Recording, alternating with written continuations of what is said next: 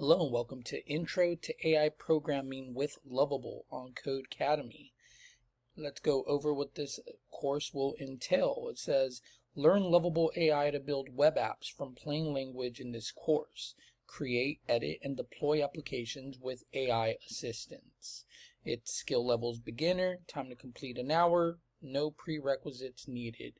These will be the skills we'll gain. We'll be able to build web apps using Lovable AI, write effective prompts for AI tools, review and edit AI generated code, use agent mode for project-wide edits, and deploy applications to production. A little bit about this course says, ever wish you could just describe what you want and have a web app appear? That's exactly what Lovable AI does. This Lovable AI course walks you through building a to-do list app using nothing but plain language. No syntax to memorize, no frameworks to learn. We'll explore the generated code, try out agent mode for bigger edits, and deploy our creation live on the web.